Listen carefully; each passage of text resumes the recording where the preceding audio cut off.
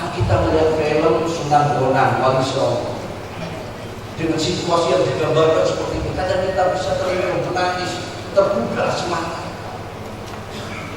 Begini ya situasinya zaman dulu pada banyak sulapan, membuat situasi alam buatan dikesankan seperti ini persis. Maka layak, ya, ini yang secara sejak ditulis oleh Gusti. Apalagi saya melihat banyak orang haji itu nol bodoh.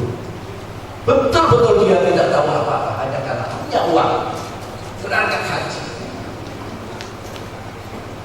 Dia tidak tahu apa sampai di sana mau apa yang dia kerjakan. Terjadi pelanggaran-pelanggaran yang dia memang tidak tahu. Bahkan melihat betapa kumpulnya manusia-manusia seantero di berbagai bangsa dan negara karena dia tidak dibekali oleh pemahaman yang benar tentang manasik. Akhirnya ikutan orang lain. Yang begini-begini ini perlu.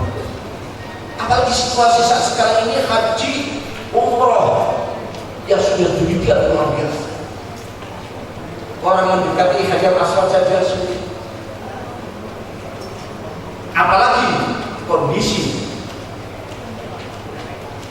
kalau pemahaman tentang haji manasiknya sangat tinggi, maka biru dengan semua anggota kepengurusan dari tingkat pusat sampai tingkat cabang misalnya yang dipikirkan bukan meraih afdoliyahnya, keutamaannya itu saja, itu penting juga, tapi bagaimana menyelamatkan jamaah haji umroh umat kita menjadi jamaah yang sah menurut agama. Tentu ini membutuhkan pemahaman yang dalam. Karena saya lihat Saudi itu dengan pemahaman Wahabinya sudah ngawur.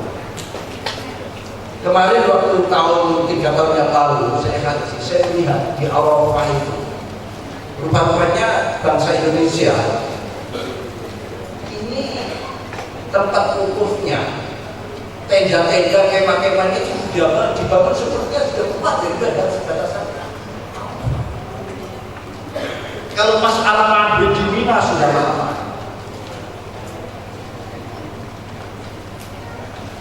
Tapi kalau ini memang suatu rekayasa, apa tidak mustahil Wahabi yang memang ada persamaan dengan paham atau akidahnya orang Yahudi ingin menghancurkan umat Islam melalui haji dan umrohnya mereka yang rusak dan batal karena penyelenggaraan memang ada unsur kesengajaan hajinya mengakibatkan tidak diterima. Ini yang saya katakan ini suatu hal yang sangat penting, hampir sama dengan bagaimana kabinet Hijaz dulu lahir, hampir sama dengan Asbi. Alhamdulillah tadi sudah disampaikan bahwa bimbingan yang disampaikan oleh Asbi jauh lebih baik daripada bimbingan kan di daerah saya, Masya Allah, yang namanya KPI yang sudah royal seperti calon dan apa. Antara satu yang lain satu tidak boleh. Satu sudah masuk ke KBA A, KBA B. Ini sesuatu agar dia tidak.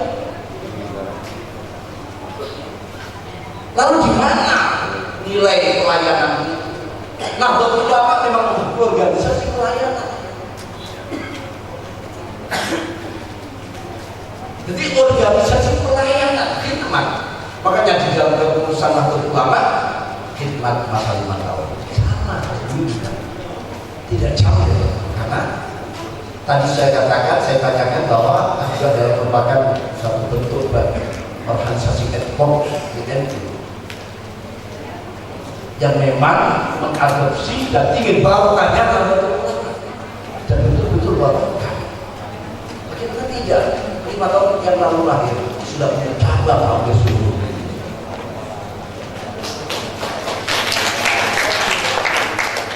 Tahun kali ini ada suatu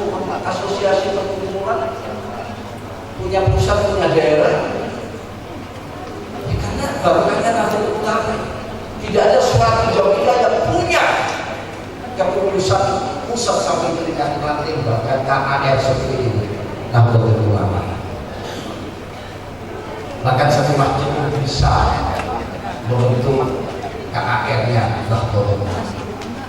Saya harapkan Mas Biru seperti itu. Masuk ke ruang-ruang kehidupan masyarakat, tempat-tempat pelosok, manajer haji dan umroh yang selama ini telah ini harap. Tapi tentu juga ada contoh yang saat ini juga menjadi tanda besar.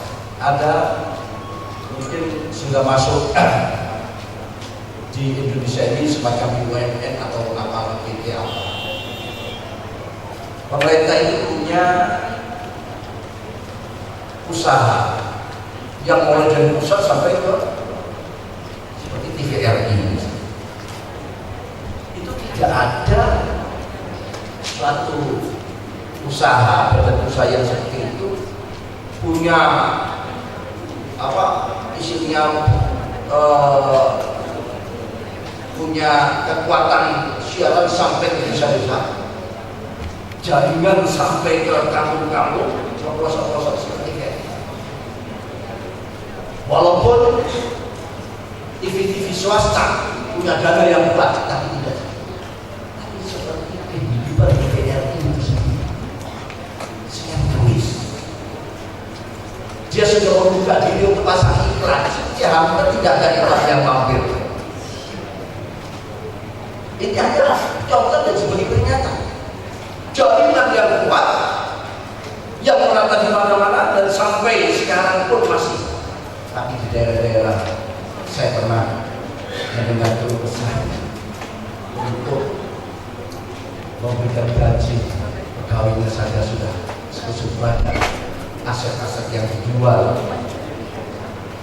Ini agar menjadi peringatan juga bagi Asbiru, juga bagi Nahdlatul Ulama yang sudah punya jaringan yang begitu kuat, yang diakui bukan hanya di dalam negeri, luar negeri pun mengakui bahwa Nahdlatul Ulama adalah jaringan yang terbesar sedunia bahkan sampai akhirat.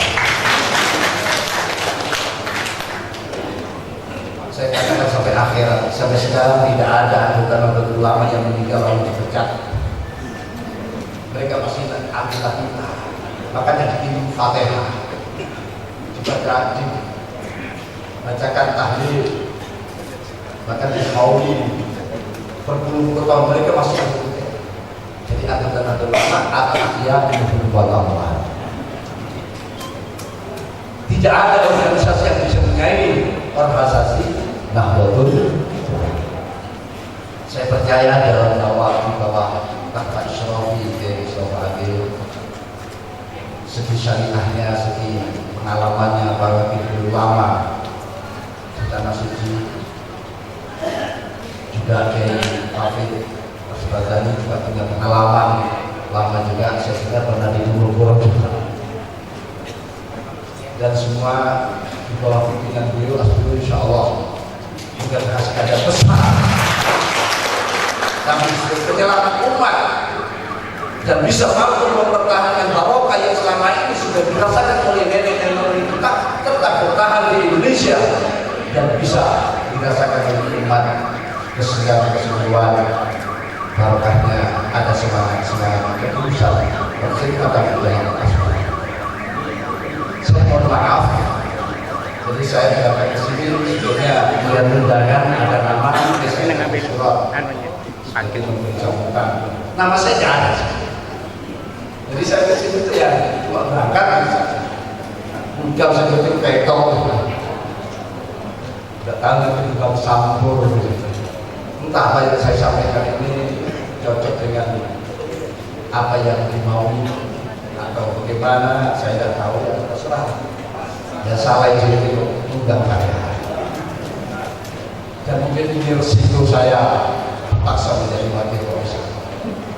Jadi paksa seperti hal-hal yang tidak wajar bagi saya. Karena sini orang yang tidak mampu dan tidak punya kemampuan. Tapi barokah doa dengan semua, dan kita semua, Mas Ibu, berikan kekuatan oleh Allah bisa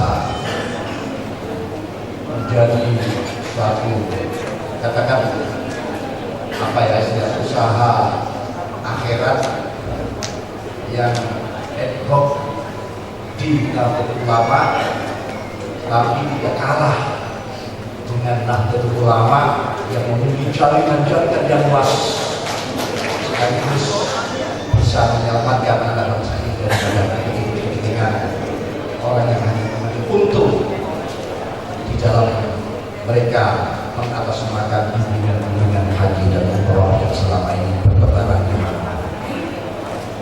Mungkin itu yang bisa saya sampaikan. Saya ketika satu lagi, saya disuruh buka dan memang juga saya suka buka. Ya, marilah mudah-mudahan utama yang pertama ini semoga bisa diikuti dengan utama selanjutnya, kedua, ketiga dan seterusnya. Utama Mas Guru yang pertama di Pondok Pesantren Gempek yang dihadiri oleh sekian puluh cabang dan wilayah, sekian ratus peserta yang hadir di pondok yang tadi memiliki potensi barokah yang sangat besar dan bisa diberikan. Mudah-mudahan pelaksanaan utama pertama ini mendapat ridho Allah, melahirkan yang barokah dan maslahat, mendapatkan pemimpin yang betul-betul bisa diharapkan Nahdlatul Ulama, diharapkan anak bangsa, diharapkan negara ini, dan Allah mendapatkan memberikan ridho dan memudahkan atas semua upaya yang kita dengan ucapan bismillah tawakkaltu 'ala Allah wala haula wala quwwata illa billah. Pertama satu Mas Ibu di Pondok Pesantren Gempek ini kami nyatakan